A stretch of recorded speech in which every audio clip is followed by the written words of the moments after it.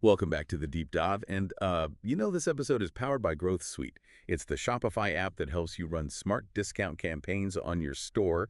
And don't forget, you can test it out for free. Just go to the Shopify App Store and give it a try. But for now, let's dive into something that's, well, it's a bit of a head scratcher. It's one of the biggest mysteries in e-commerce, why people abandon their online shopping carts.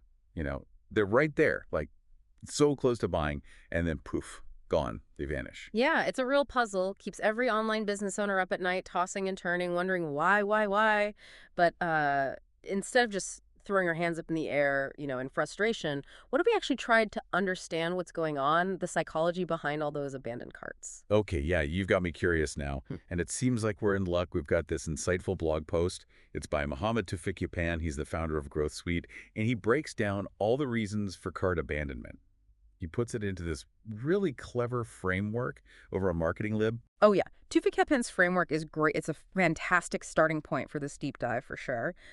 Basically, he suggests there are three main reasons why someone might leave your store without buying anything. First, they just don't want it. Simple as that. Second, they want it, but something's stopping them. Or third, they're just putting off making the decision, postponing it for whatever reason. Right, let's unpack that first one. They don't want it. That's got to be a tough pill to swallow for any business owner. It's not what you want to hear, no. But it's important to remember. Not everyone who ends up on your site is going to end up being your ideal customer. The real question is, are you attracting the right audience in the first place? Right, okay, so how can our listeners figure out if they're making that mistake of marketing to the wrong people? What are some red flags to watch out for? Well, a good place to start is to look at your website analytics. Are people adding items to their carts at all? If not, it could be a sign that your marketing message isn't resonating with the people you're trying to reach. Like maybe you're on the wrong platform, or your ad copy just isn't speaking to their needs, their desires. So it's not enough to just get people to the site. They have to actually feel like you're talking to them directly. Exactly. You got to speak their language. And even if they are adding items to their cart, think about who those people are. Do they actually fit your ideal customer profile? If not, you might need to rethink your targeting. Make sure you're reaching the right folks. Now, even if you totally nail your targeting, you might still have people not adding anything to their carts. Is that when you have to just consider the possibility that maybe the product just isn't appealing to anyone? Well, it's something to consider, but I think it's more nuanced than that. It could be that your product presentation is just off, maybe blurry photos, descriptions that are confusing, things like that. Or maybe your site is just slow, it's clunky, people are getting frustrated and just leaving. Yeah, no, I'm totally guilty of that. Abandoning a site if it takes forever to load. It's 2025. Come on, nobody has patience for that anymore. Exactly, and that's a really good point. Think about the entire user experience. Is it easy to navigate your site? Can people find what they're looking for quickly? Is the checkout process smooth, intuitive? It's like so much of online shopping is about first impressions. That instant gut feeling, like, yes, this is for me, or nope, I'm out of here. It's all about that initial feeling, and I always recommend this to business owners. View your site the way a customer would. Browse in incognito mode on your phone. That's how most people are shopping these days. Yeah. And just try to spot any friction points, anything that makes you hesitate. Okay, so we've covered that first category. They don't want it. But what about the people who do seem interested? They're adding stuff to their carts, but then something makes them hesitate. What's going on there? That brings us to the second category. It's probably the most intriguing one. They want it, B-U-T. It's like there's this little voice in their head saying, wait a minute, second guessing themselves. Oh, yeah, I totally get that. I've been there, wanting something. But then that little voice pops up. And there's so many reasons why that might happen. Like, think about shipping times. McKinsey actually found that a whopping 46% of cart abandonments, they're because of shipping times. It seems like such a small thing, but those little details, they can have a huge impact. Ugh, yeah, no, I can totally relate to that. I've definitely abandoned carts when I see those unexpected shipping costs or those delivery times that just feel like forever. It's all about managing expectations. Today's consumers, they're used to convenience. They want things fast. So if your shipping policies just don't line up with that, well, you're going to see those abandoned carts piling up. So, okay, beyond shipping, what are some other sneaky little things that might be causing friction at checkout? Well, think about the things that would make you hesitate as a shopper. Unclear return policies. Maybe there's no size chart. Oh, yeah, size charts are essential. Absolutely. And then there are things like limited payment options, security concerns, even bad reviews about the brand can make people think twice. Wow, so you got a minefield out there. You have to be so careful about every little detail. Uh, But I have a feeling there's some even deeper things going on here, like psychological barriers. you're absolutely right. Sometimes it's not about the practical stuff. It's about those subconscious factors that influence our decisions, things we might not even be aware of. Like trust, for example. A lack of trust can be a major obstacle.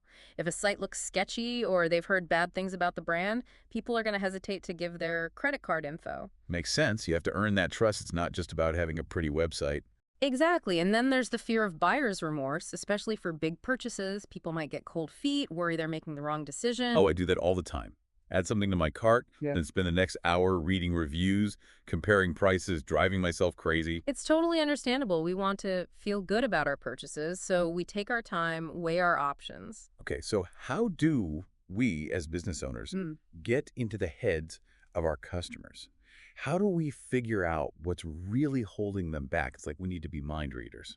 Well, we might not have telepathic powers, but we do have tools like surveys and user research. Asking your customers directly about their experience, that can uncover hidden obstacles. And it gives you really valuable insights into their needs and motivations. It's like detective work, right? Gathering clues and piecing together the puzzle of why people are abandoning their carts. Exactly. And once you have that information, you can start implementing targeted solutions. You can address those specific pain points, create a more enjoyable shopping experience for everyone. Okay, so we've explored they don't want it Wow. and they want it, BUT. That leaves us with a third category. Postponing the decision. I feel like we've all been there, adding something to our cart, thinking we'll buy it later, and then, Life happens, distractions come up, and that later never quite arrives. It's a common scenario, and it's not necessarily a bad thing. It just means the customer isn't ready to commit right now. so how do we, as savvy e-commerce entrepreneurs, gently nudge those procrastinators? Is there a way to make that later happen now? This is where a tool like Growth Suite can be incredibly helpful. It uses AI to analyze customer behavior, and then it offers these perfectly timed, personalized discounts. It's like having this virtual sales assistant, someone who knows exactly when to offer that little incentive to encourage that final click. So it's not about bombarding everyone with discounts. It's about targeting the people who are already interested. They just need that little push. Exactly, and what I love about Growth Suite is that it takes all the complexity out of offering discounts. There are no codes to remember, no emails to sign up for. The discounts are just applied automatically. That's a huge win for everyone, the customer and the business owner. Yeah. Okay, so speaking of wins, I want to make sure our listeners are getting the most out of this deep dive. So what are the key takeaways so far? What should they be thinking about as they look at their own online stores? I'd say the biggest takeaway is that understanding the psychology behind cart abandonment is crucial. It's not enough to just look at the numbers. You need to get into the heads of your customers, figure out what's motivating their behavior. So seeing things from their perspective and making sure you're creating an experience that feels smooth, trustworthy, and ultimately irresistible. Exactly. And don't forget about Growth Suite. It can be such a valuable tool. It can help you run those smarter discount campaigns, personalize the customer journey, and ultimately boost those conversions. Okay, so we're back and we're going to wrap up this deep dive into abandoned carts. But this time, we're getting tactical. We've talked about the why. Now let's get into the how. How do you actually recover those lost sales, bring those hesitant shoppers back to the checkout? Right, because a full cart, that's just the beginning of the story. It's like leaving a trail of breadcrumbs back to your store, hoping the customer will follow. And luckily, there are some pretty effective strategies to make sure those breadcrumbs lead to a feast of conversions. One of the most classic methods, and it's still surprisingly effective, is the abandoned cart email. You know those emails that gently remind you, hey, did you forget something? Oh yeah, I get those all the time, but to be honest, they often feel kind of generic, a bit impersonal. And that's exactly why it's so important to make your abandoned cart emails more than just a simple reminder. They need to be engaging, personalized, offer a real incentive to come back. So not just a comeback, but more like a, hey, we miss you, and here's a little something to sweeten the deal. Exactly. A well-timed discount, a free shipping offer, or even just highlighting the benefits of the product they left behind. Sometimes that's all it takes to nudge them towards completing the purchase. And timing is key, right? You don't want to bombard them with emails the second they leave your site. Absolutely. You got to find that sweet spot, a gentle reminder within a few hours, maybe a follow-up a day or two later with a more enticing offer. It's about finding the right balance, persistence, but also respect. This feels like the perfect time to bring in those automation tools everyone's talking about. You're right. There are some fantastic platforms out there that can automate your abandoned cart email sequences. They can personalize the messaging based on customer data and even track how well each email is performing. So you can take the guesswork out of it and fine-tune your approach over time. Exactly. And speaking of fine-tuning, let's talk about the content of those emails. What are some tips for writing abandoned cart emails that actually convert? Yeah, spill the secrets, give us the inside scoop. Well, first and foremost, personalize, personalize, personalize. Address the customer by name. Reference the specific item they left in their cart. Remind them why they loved it in the first place.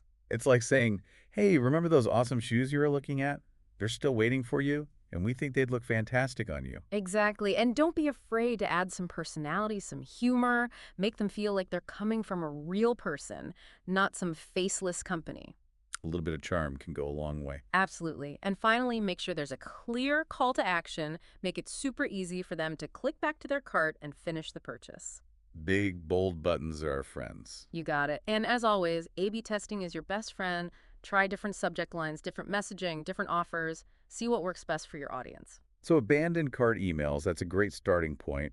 But what are some other strategies we can use to, reel those customers back in? Retargeting ads, those can be incredibly effective. You know those ads that seem to follow you around the internet after you visited a website? Oh yeah, they're like friendly little ghosts, just reminding you about that thing you almost bought. Exactly. Retargeting lets you show those customers targeted ads featuring the products they left behind, gently nudging them back towards your store. It's subtle, but powerful.